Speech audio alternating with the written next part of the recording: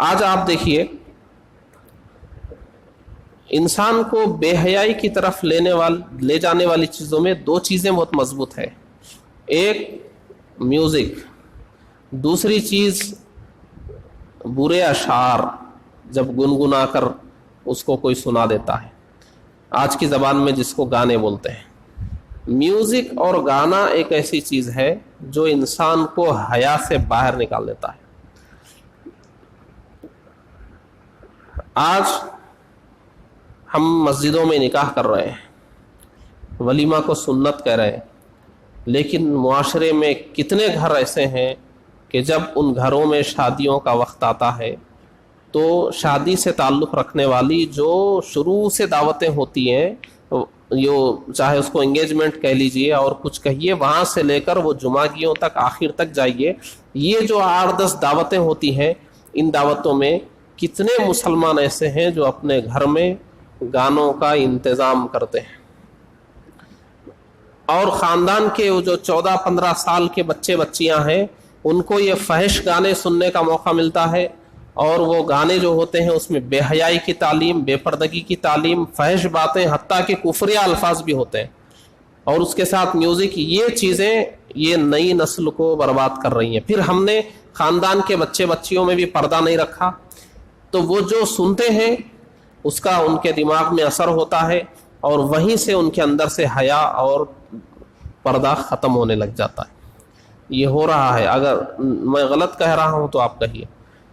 حتیٰ کہ معاشرے کا حال یہ ہو گیا، ایک امام، ایک مسجد کا امام، ایک عالم دین، ایک پیر و مرشد، ایک شیخ ہیں، ان کے گھر کے بازو ایک مسلمان کے گھر میں شادی ہے، وہ رات کے آدھی رات تک اس طرح گانے باجے چلاتے ہیں کہ یہ ایک امام اپنے آپ کو نہیں بچا پاتا ہے ان آوازوں سے.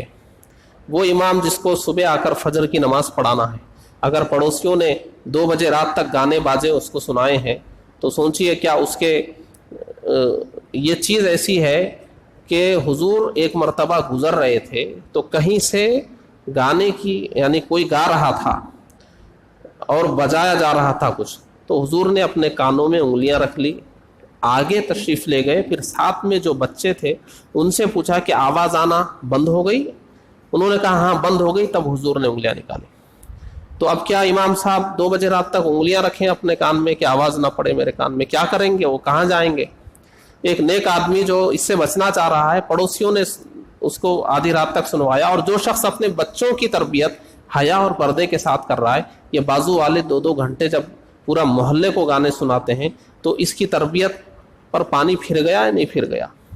تو ہم اپنے خاندان کے بچوں کو تو برباد کر رہے ہیں. ہمارے قریب رہنے والے نیک لوگ اس پر کوئی آواز بھی نہیں اٹھاتا ہے، کوئی یہ بھی نہیں کہتا کہ بھئی امام صاحب کا مکان ہے تھوڑا پرہیز کرو، یہ عالم صاحب کا مکان ہے تھوڑا پرہیز کرو، یا ایک شیخ رہتے ہیں پرہیز کرو، یا نیک لوگوں کا. اتنا معاشرہ بگڑ چکا ہے کہ کوئی کسی کا لحاظ کیے بغیر شادیوں کے موقع پر گانے باجے اور اس کے برے اشعار. ہمارے نبی نے اشعار کی کیا مذمت فرمائی ہے. ہمارے نبی نے فرمایا، قرآن مجید میں بھی آیت ہے وَالشُّعَرَاءُ يَتَّبِعُهُمُ الْغَاوُونَ، کہ شاعروں کے پیچھے گمراہ لوگ چلتے ہیں. شاعروں کے پیچھے چلنے والا راستے سے بھٹک جائے گا. شاعری جس میں فحاشی ہو بہت بری چیز ہے، بے انتہا بری چیز ہے، اور اس کے ساتھ میوزک شامل ہو جائے تو پھر کتنی بری ہو جاتی ہے. اور ہماری نوجوان نسل یہ ہماری تقریبات میں بے حیا ہو رہی ہے، بے پردہ ہو رہی ہے. اس کا ذمہ دار کون ہے؟ یہ ہم سب کو سوچنا پڑے گا، اور ہم سب کو یہ عہد کرنا پڑے گا کہ ہمارے گھروں اور خاندانوں میں شادیاں ہوں. آپ کو سونا سونا لگ رہا ہے شادی کا گھر، آپ کو سناٹا لگ رہا ہے، آپ کو گڑبڑ چاہیے، تو نعت شریف چلائیں. شادیوں کے موقع کے لیے علماء کی بہت تقریریں ہیں، وہی تقریر چلا دیں، لوگوں کی اصلاح ہو جائے گی. اور اتنی آواز بھی نہیں چلانا ہے کہ سونے کا وقت ہے اور بازو مکان والا سو نہیں پا رہا ہے. اپنے گھر میں سنائی دے. اور یہ اچھی چیزیں بھی ہم لگا سکتے ہیں. اگر سونا سونا لگ رہا ہے، سناٹا لگ رہا ہے، گڑبڑ ہی کرنا ہے، تو یہ اچھی چیزیں بھی ہیں، اچھے اشعار بھی ہیں. نعت شریف لگا سکتے ہیں، کچھ بیان لگا سکتے ہیں. ان چیزوں پر ہم دھیان نہیں دے رہے ہیں. ان چیزوں سے ہماری نسلیں خراب ہو رہی ہے، یہ گانے باجوں سے. وہیں سے وہ بے پردہ ہو رہے ہیں.